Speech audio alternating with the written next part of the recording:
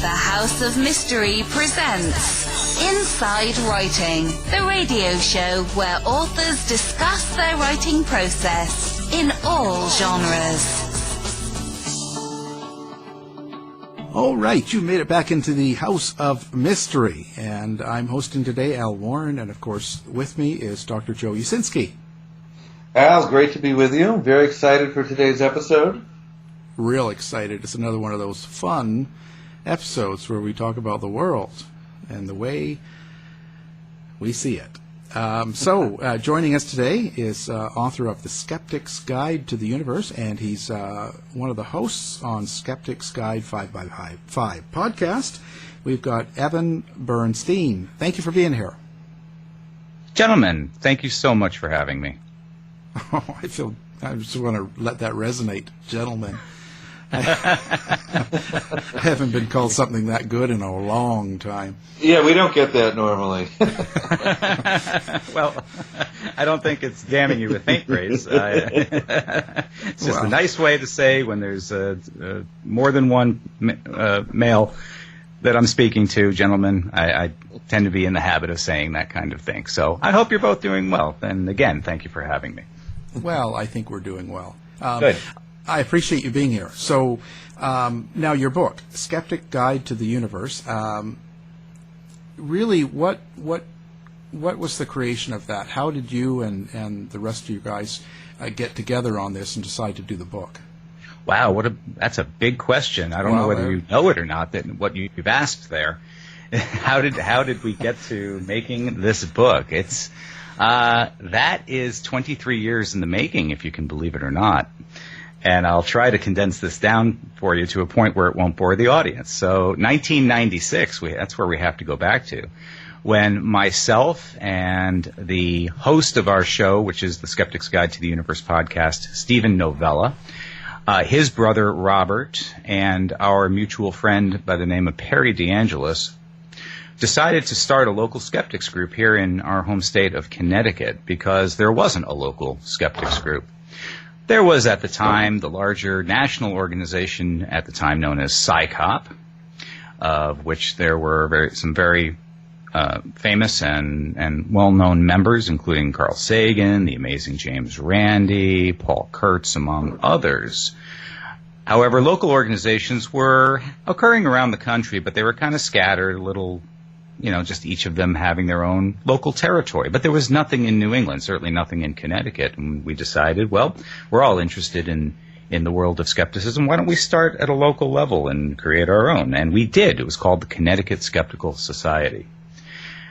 And we ran some meetings. We brought in some lecturers, some people who had authored books on the subject, and got a pretty robust little group going for a local skeptics group, a couple hundred people in our organization. The next year, we turned into the New England Skeptical Society when Massachusetts and all the other states in New England, they hadn't had any formidable or really robust skeptics groups of any kind. So we branched out a bit, became the New England Skeptical Society in 1997. And we started to develop some relationships with some of the other skeptics groups around the country, and also the national group, which was PsyCop. Also, Michael Shermer's group was coming about at that time, and James Randi, the James Randi Educational Foundation, was also coming to force around that time. So we made some alliances and had a nice little network going on there. So fast forward to the year 2004, when the whole iTunes and podcasting phenomenon, even though it wasn't a phenomenon at the time, had just started to become somewhat popular. The public became aware that there was this thing called podcast, and we decided, we've been doing this local skeptics group thing for quite a long time now, and maybe it was time to move on to another medium. And we found out that we had already had sort of 8 years, frankly, of doing this kind of work and research and local investigations and other things that we were doing. Under our belt, we had plenty of material to create our own podcast. There weren't really any other skeptic podcasts out there, or the ones that were out there that came along with us were just getting underway. So we all kind of hit the scene at the same time. And we launched our first show in May 2005, The Skeptic's Guide to the Universe. And since then, we've been producing that show weekly. So that's 14 plus years at this point. Our companion podcast, as you mentioned earlier, was called Skeptics Guide 5x5, in which it was a little 5-minute companion podcast to the main podcast, in which we would break down a specific skeptical topic and condense it into a little 5-minute conversation among the 5 hosts that we had on the show. For many years, since 2004, 2005, when we first got started, because this is getting back to your original question, I told you this was a big question you asked. How did we get to the book? Well, we've been wanting to write a book for quite some time, really since around the time we started the podcast. We started talking about it. What would it be? Where would we go with it? What subject would we cover? And we were just waiting for the right opportunity to come along and do it. And that opportunity did come along in late 2016 when some publishers started to reach out to us. The popularity of our podcast by then, 10, 11 years in, had grown to a certain level that it was time. It was the right time to hatch a book at that point. So we dealt with some different publishing companies, and in 2017 we signed on. We actually wrote the book in 2017 and 2018, and it came out in October of 2018, so we're celebrating the 1-year anniversary of the book as we speak, and that's how the book became. It is effectively the podcast in a book. So if I was going to go to the book, what are the chapters organized around? What am I going to find out in the book that I might not already know? That you may not already know. I mean, there's plenty of things in here, and we have it worked out or segmented in certain chapters in which you could use it in a couple of different ways. You can use it as a reference guide. If you're looking for a specific topic having to do with scientific skepticism, rationality, and other similar topics, it is laid out that you can go and get about 60 or 70 different specific topics. For example, you can go in and you can look up about the placebo effect. We have an entire chapter dedicated to that. You can go in there and look for what conspiracy theories are all about. We've got a chapter dedicated to that. And there's about 60 or 70 of these individual topics that you go to. But you can also take the book and read it cover to cover, because it's kind of a narrative. Not only is it sort of about the podcast, it's about our journey that the 5 of us have taken when we first sort of all became skeptics or aware of what skepticism was, and how we began and how it has evolved in that time, what we've learned along the way. The overarching theme of the book, I would say, is that we as people, we have these human brains. Our human brains, as much as we love them, they are wonderful, incredible forces of nature. They are not perfect by any stretch, and they deceive us, essentially. They trick us. They give us all sorts of shortcuts that we're not even aware of. A lot of this happens in the background. But the more you can be aware of these sorts of pitfalls that the human brain can experience, the more skeptical, essentially, you become of certain things, and the less likely you are to find yourself in situations in life in which you're being, flim-flammed by con artists, or being able to explain things that would otherwise be inexplicable to you, or you would otherwise say, wow, that is supernatural. There must be some other force beyond the laws of physics at work here that cannot be explained, because that's the only way to look at this. It helps you avoid those sorts of mental cognitive errors that we all have. We all have these things in our mind, from biases to being able to see, faces in the clouds that we think are faces, or certain experiences that we would otherwise call paranormal, because we have no other way to define it. So that's the overarching theme of the book, is how to understand the various ways your brain tries to effectively trick you. So do you think that it's all just psychological processing problems that we have? Or do you think, for me, judging by my family, I used to believe a whole lot of nonsense, but it's just because I was brought up with it. You raise an interesting point there, because you were brought up with it. So your culture and your environment is an enormous factor in these things. You see, we're not born skeptics. We're not born with these minds that are essentially doubting what it is we are seeing, what it is we are hearing, what it is we are in some cases even smelling or touching. Our brain has certain ways in which it takes basically shortcuts because there's so much going on in the human brain in the processing that if you were to stop and think about it, you wouldn't be able to do anything else. You'd effectively be frozen. So it's a necessary component of your thinking. And again, we all of us experience it. None of us are born skeptics. It's an important thing to learn at some point in your life if you want to avoid a lot of the pitfalls that life has to offer, whether it's you're falling into the traps of your own mind or other people trying to convince you of things that just aren't true. So I'm looking at the Amazon page, and I would recommend this book to anyone. It's rated 4.8 out of 5, which is an incredibly high rating for a book of this nature. But instead of focusing on the positive reviews, let me hit you with some of the negative reviews and get your feedback here. Please. And I'll condense these. So 1 star, and he says disappointing. And his argument seems to be that you are siding with mainstream climate science, and you're siding with Michael Mann, who is one of the most prominent climate scientists out there. What do you have to say about climate science? Climate science. Here's what I have to say about that. We know, I'll give you an example of how I think it's a way we can understand this a little bit more clearly. We have a lot of evidence that the Earth goes around the sun. A lot of evidence. Now, that wasn't always the case. It took humanity a good amount of time to eventually not only figure that out, raise the point, but get entire collective society to accept that as a scientific fact.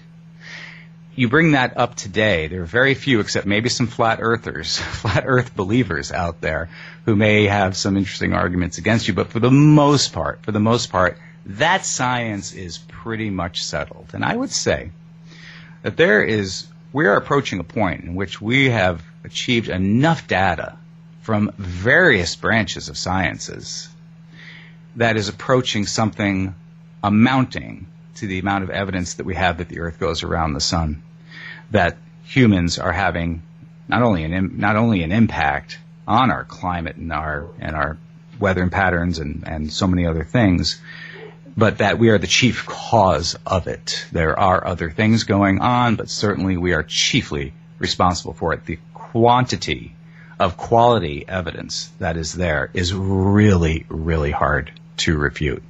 I get what they're saying about Michael Mann. He's had also some controversies of his own in the past, which is another topic probably for another day. But he's not wrong.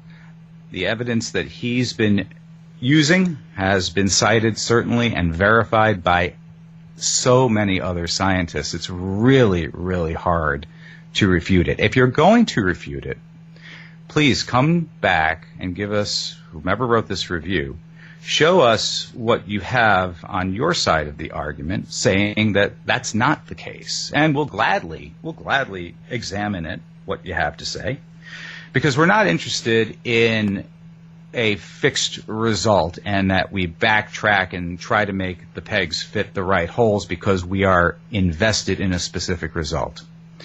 The proper way to do this is to take a look at the evidence that is out there, the quantity of evidence, the quality of evidence, and measure it solely by that. Not interested in what the end result is, but it's the process of how to correctly look at this evidence, analyze it, and make good decisions based on that. And all of it, and I do mean all of the quality evidence, no doubt that climate change is definitely occurring and humans are responsible for it. You know, it's really strange because one of those scientific findings where the evidence has gotten stronger and the scientific consensus has gotten stronger too, public opinion and elite opinion have both become more polarized over time.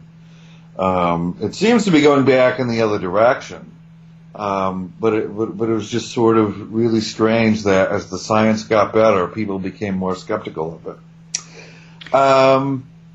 Okay, negative review number 2. Now this is a juicy one. Okay. This person is very upset with you because you don't look at the evidence that he says is available to show that acupuncture is safe and effective, and you glance over that. So what do you have to say there? That the evidence is safe and effective for acupuncture. Well, that's a pretty broad statement. What we can say positively, as far as evidence-wise goes, is that acupuncture does not have a valid medical purpose to it, and the results have shown in the good quality literature out there and studies that have been performed that there is a null effect, that is simply a placebo effect and nothing more than that.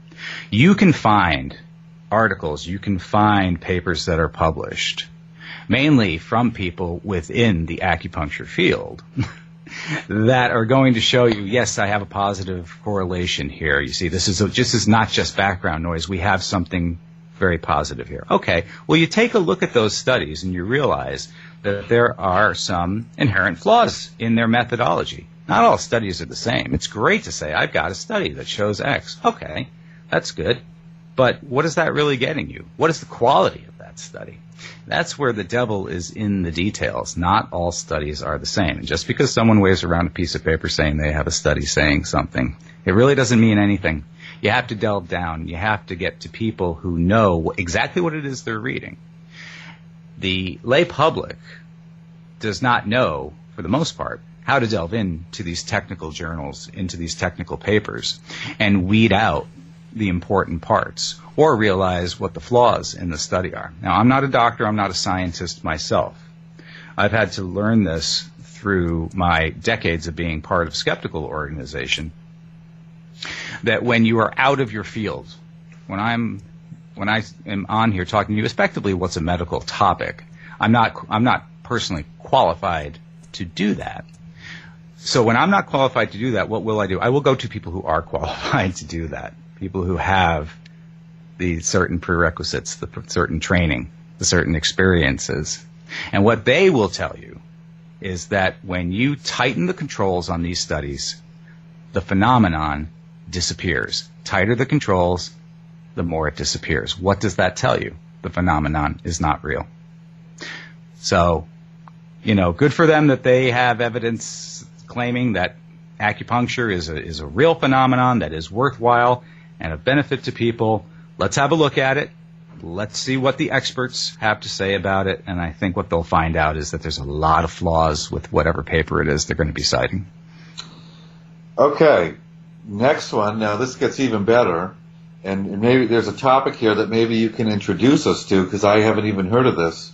So this person's claim is that you guys are critics of all things natural and are disciples of pharmacopoeia. Mm-hmm. And you've written a baseless negative attack on halotherapy. Oh boy, halotherapy. So what is halotherapy, and are you truly disciples of pharmacopoeia?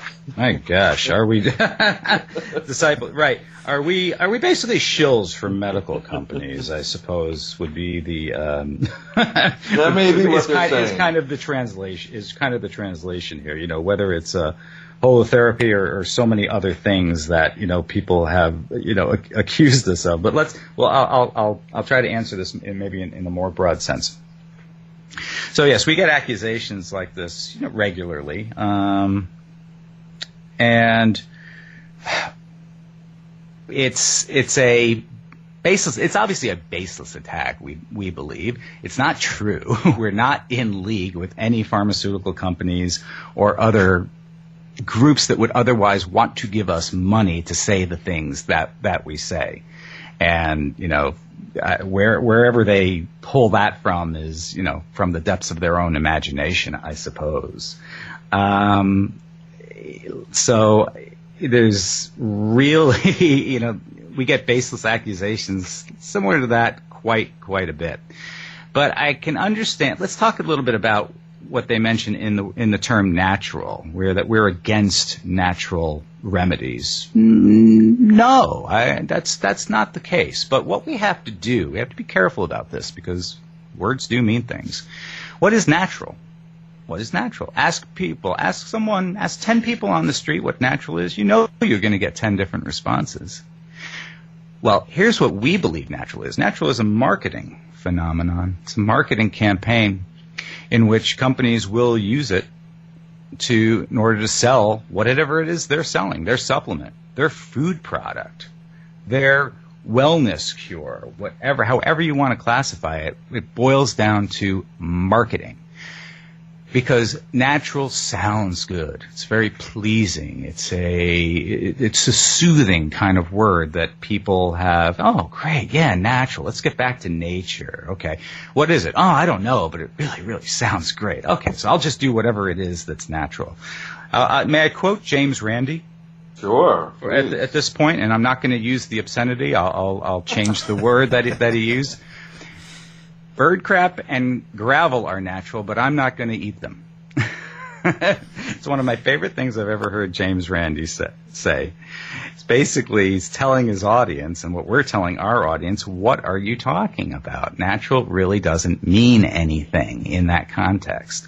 Okay, but let's take it a little step further.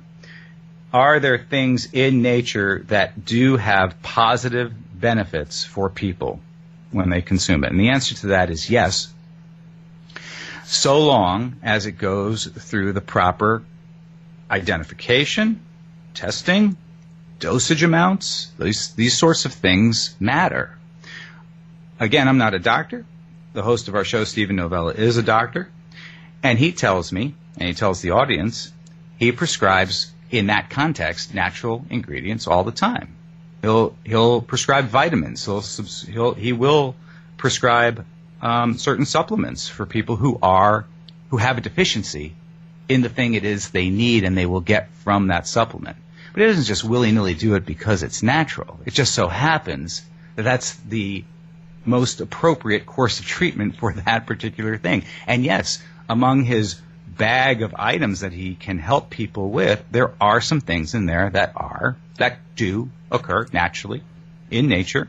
They get taken or they get then foregrown in a lab, crushed down to a powder, and here you go. This will help you in some ways. So we're not anti-natural just because, we speak out against the fact that natural in the broader context has become this marketing gimmick that so many people have fallen for on so many levels. And boy, we don't even know it. The whole antioxidants. We all have heard of antioxidants. Sure, I mean, every product out there, they say, good. We have antioxidants in it. But my gosh, yes. Does it do anything? Does it do anything? It does do things. and they're not and they're not good. And guess what? They're not good. It's been looked into 10 plus years of rigorously looking at what antioxidants are doing to the body and the free radicals and dealing with the free radicals of the body. The antioxidants in some cases are worse for you. You don't want to increase your antioxidant level. The body will produce, or through the food it takes and through its own natural processes, will develop the antioxidants that you already need. You don't need anything more. In fact, adding more to it can be harmful for certain people in certain instances. That's just one of many examples about the natural marketing that we are bombarded with. I mean, daily on our televisions, on our computers, in our earbuds, and everywhere we look on billboards. You can't escape it. I mean, that is it. Natural is the way to go. There's a lot of money to be made there, and people and companies will go try to grab those dollars if that's what people want, if that's what they want to hear. So we try to make people aware of this so that they can be better consumers, smarter consumers, and especially for their health, even more than their pocketbooks. So let me ask you a question. As you go through these topics in your book and you try to separate fact from fiction, what's that rubric that you use? How do you find truth? What's that rule that you lay down and say, well, here's how we can tell what we should believe and what we shouldn't believe?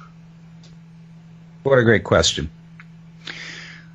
The one thing, if you're going to take away effectively from the book, and that will help answer that question, is a person's ability to understand their own limitations of their mind, of their brain, of their heuristics, of the way they think, and be aware that this is happening all the time, even though it's in the background a lot of the time, but it is always happening, and for people to check their own biases regularly, because we all have them. Joe, you have them. Al, you have them. No. Me, I have them. It's nothing to be either ashamed of, embarrassed by, humiliated by, or feel like that somehow I'm a lesser person because of it. No. It's as human as any other human condition you wish to describe. Becoming aware of it, though, is so important. It's I think more than half the battle for people. If they were to be aware that what they think they're seeing, what they think they know, is not accurate in a lot of ways and is influenced by your own other personal thoughts and beliefs, if you can recognize that, that's like half the battle. Now, the rest of it is figuring out, like you said, what is true, what is not true. For the other half of that battle and figuring that out, what it takes is, well, a couple things. Patience, which is a lot to ask for people in 2019, age of Internet 2.0, 3.0, in which we want to be able to see and absorb things in 10 seconds. We lose interest and we're moving on to the next thing. It takes more patience. People have to slow down and be a little bit more patient about what it is they are consuming, whether they're putting it into their body or into their brain. And they also have to be able to acknowledge that they got to go to more sources is better. Try to validate, try to verify, double check, cross-check, see what the arguments are against whatever position it is you think you're taking or are interested in pursuing. Understand what proponents are saying and what opponents are saying on any given matter. You have to kind of slow down just a little bit, because you can't just fly at the speed of the internet and think you're going to understand everything. You're just not going to. You're going to get bombarded with so much misinformation and disinformation before you even start to reach things that approach something that is more truthful. It's very challenging, and very challenging for younger people who are brought up in this age. I'm 50 years old, so I was an analog kid. I'm a digital man. That's kind of how I describe myself. I live half my life in the pre-internet age, and now I'm living half my life after. So I've seen the before and after.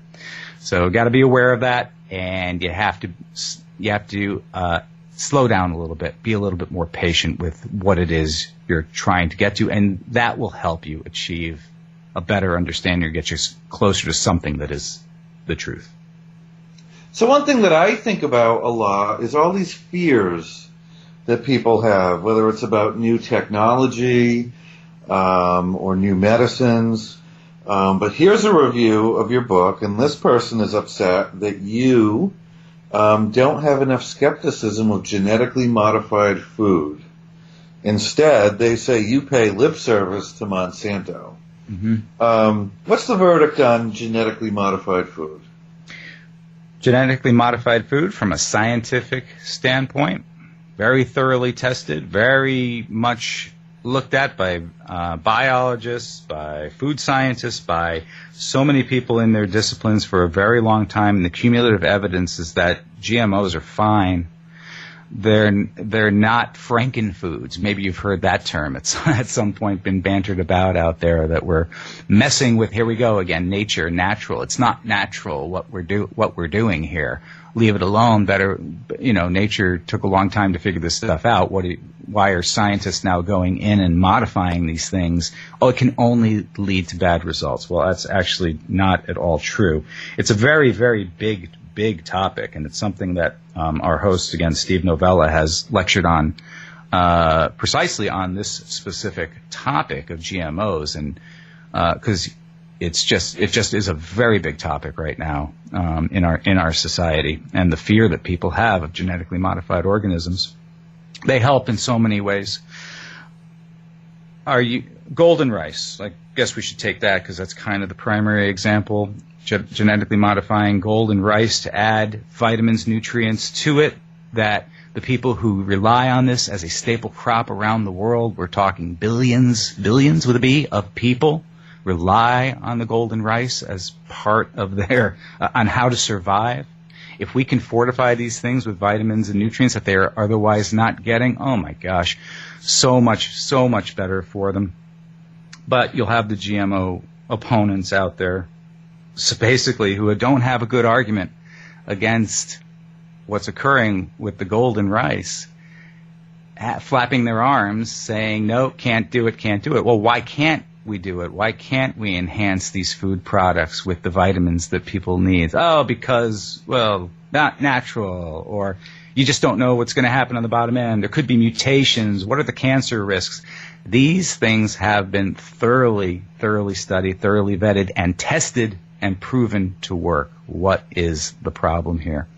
GMOs, the bottom line is that they are safe. It's an effective way to get people important nutrients that they need in order to live and survive.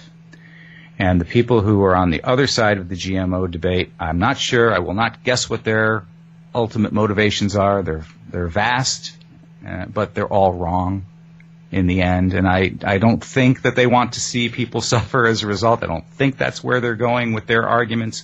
But effectively, when they are making those arguments, that is what is occurring. But if I go to the grocery store and they have the regular strawberry, the natural strawberry, for $6, the GMO free, it's all natural. There's no pesticides, it's no GMOs, and the conventional strawberry, maybe it's GMO, maybe it's got pesticides. It's half the amount. I must know that the $6 one is better, right? Why would I not automatically assume that? Isn't marketing a magical thing? It really is. It's amazing what you can convince people of. What is better, what is worse, what you should be paying more for, what you should be paying less for. Human psychology, Joe, I imagine you know this. There's just so much psychology here at work. And in some ways it can be very, very dangerous, because what you'll get sometimes, and I know we're talking about GMOs and foods and strawberries right now, but you'll also sometimes get some people who will take this sort of tact and they will attack other things that, I mean, life and death things. It's one thing to be, to deal with nutrition, food, and hunger.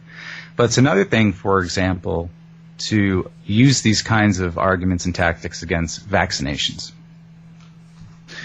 Because a lot of the same arguments are used in the anti-vax world, is what we call them, the people who are against vaccinating children and adults of these, to rid the world of basically these horrible conditions and diseases. They will use similar attacks, they'll use similar sort of approaches in their arguments, and that has life or death consequences to it. I mean, it's one thing, again, natural is just a marketing technique. Go ahead and put something that they deem unnatural, for example, a very, very tiny, minuscule trace amount of mercury as a preservative into a vaccination. Okay? Mercury is natural, by the way. It is on the periodic table of elements. Go look it up for yourself, folks, if you don't believe me. Mercury is natural. What's wrong with that? Nothing. Put a little, a very, very fine super trace amount in order to preserve vaccinations and give them a little more shelf life to them. That has happened in the past with no issues, no problems, and that's it. You lost the anti-vaxxers come out. Mercury, they're poisoning our children. This is terrible. They're modifying. They're doing these things. Got to stop it. Can't do it. This is terrible. Well, where's your evidence? Well, we don't really have the evidence. All we know is that this is terrible. Well, here's some corollary evidence. This correlation. Here's the mercury and the vaccinations, and here the autism rates are all spiking. Vaccines therefore cause autism. This is horrible. This is terrible. Well, maybe a long time ago, that may have been seen as some kind of fringe sort of way of thinking about it. You'd be, where we are today. There are throngs of people out there, millions upon millions of people who actually believe that the vaccinations are causing autisms and other problems, other diseases, cancer, and other things in human beings, when they have absolutely no evidence to break it up. where they have absolutely no evidence to support their crazy theories about that. So I know we got a little off track there talking about the vaccinations, but I wanted to sort of stress about how this is not just limited to the discussion of food and other things. It's also in our medicine very much so. So as we're heading into flu season, should people go out and get the flu vaccine? Will it give them the flu? Well, the first thing I would say to that is consult your physician, consult your doctor, because, and I say that because not everybody's the same. Elderly people, there's young people, there's pregnant women. So first thing you should do is consult your physician and see what their opinion on it. I can speak in a general sense, though. In a general sense, yes, people should get the flu vaccine because, the flu's a nasty, nasty thing, and that can definitely kill people. And if you're at some kind of in a risk group, in one of the risk groups in which there is a higher risk of becoming extremely ill, if not dead, as a result of the flu, it's really important for people to get it. When you have campaigns and you have a bunch of people and organizations out there who are coaxing others to not take flu vaccinations or get their MMRs or other scheduled inoculations, I mean, that leads to a world of problems, and that's something we fight very, very hard against. And we have been for 23 years now, and we will continue to for as long as we do this. One of the big inventions of the last 20 or so years was the HPV vaccine to prevent cancers in mostly women, but also in men now too. Mm-hmm. And it was only a few years ago that a congresswoman was running for president. Her name was Michelle Bachmann. Mm-hmm. And she went on stage at a debate, and she said that a mother came up to her and told her that the HPV vaccine had made her child, quote, retarded. And I couldn't tell you how upset I was that something that could be so life-saving would be besmirched in such a way on such scant evidence. Yet here we are now with a lot of people not getting that vaccine for their kids because they think it's going to do something bad to them. And 20, 30, 40 years down the road, that kid is going to be at risk for cancer, which they would not have otherwise been at risk for. Wherever Michelle Bachmann picked up her information. It wasn't your book, obviously. Obviously, it was not there. No, nor our podcast. It shows you how dangerous this can be when bad information gets into the hands of people who have the ability to spread it to large groups of people. It's not just politicians or lobbyists who lobby the politicians to get them to say and do certain things. That's one vector. Another one comes out of, unfortunately, our Hollywood culture, our celebrity culture. You will find celebrities saying the exact same thing that Michelle Bachmann has said in your example. I won't specifically name them here. I don't think I need to, but they are prominent, considered A-list celebrities. They have big followings on Twitter, Instagram, all these other social media platforms. When they say something, you can bet millions of people are listening to what they're saying, and no way are they all equipped to really, really decipher exactly what it is they're saying, or have the wherewithal to go ahead and do the double checking for themselves to see if what they're being told is accurate. They accept it because they look at their celebrities and their celebrity culture as authority figures. And it's a horrible, horrible thing that they are doing. They are shirking their great responsibility of having this sort of public avenue, this soapbox, essentially, to millions of people at a time who will do and say, and many of which who will do and say what it is that their celebrities are telling them that they're doing. So whether it's a politician, whether it's a celebrity, whether it's an athlete, high-profile, prominent people, when they say these things, that is sometimes the absolute worst, because the damage that they can spread is so far and wide and quick by the time the truth eventually catches up to those people who might have been affected, for some of them, it may be too late. Wow, Evan, this is amazing. I could talk to you forever, or hear Joe talk to you. we've only scratched the surface. My gosh, I know, there's so much more to. There is. It's endless. You know. It is endless. Yeah. It's kind of. I find it very upsetting in the fact that people would rather believe in something they read on the internet than someone that's an expert in their own field. You know. And that's what I think is most terrifying to me. It's a double-edged sword, most certainly, and sometimes we can only argue about which side is sharper or it's going to cause more damage, because there's a lot of good resources out there. I don't want to cast a wide brush over this, and there have been some very good organizations doing very good work for a very long time, even before the internet. Not just us, but so many others. Stephen Barrett at Quack Watch. I don't know if you're familiar with his work that he's done. He was one of the early proponents of scientific-based medicine, evidence-based medicine, and calling out the charlatans and scam artists in the medical communities for what they were. I don't know if you folks are familiar with Dr. Dean Adele, America's Doctor. For years, even before the internet, he was on the radio. He had at one point a listenership that was only bested by the likes of Rush Limbaugh. For a long time, Dr. Dean was out there. The number 2, essentially, voice in radio as far as number of stations and number of ears that he was reaching. And he's a great proponent of good evidence-based medicine, science-based medicine, and calling out the charlatans for what they were. So I don't want to cast a wide cloth over everything. However, no. The internet also has plenty of places in which people can go wrong and be steered incorrectly down some very dark and dangerous paths. So part of our book, part of our podcast, part of everything it is we're doing is trying to make people aware of how to avoid those kinds of traps.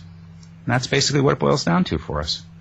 Well, and Michelle Bachman has a website, and I know she's, talking about climate change a lot right now, and that sure it's okay because God will never flood us again, so we don't need to worry. Oh my gosh, we have to.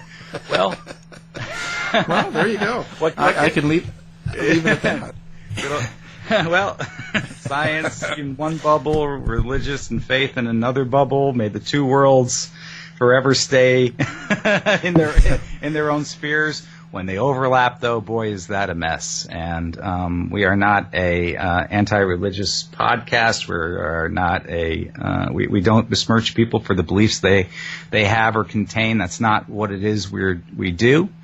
However, when they do choose to make specific claims about things that can be tested in the scientific, physical, testable world, that is fair game, and we will most certainly go after that. But we'll leave people's, beliefs into its own bubble and its own sphere for them to have fun with.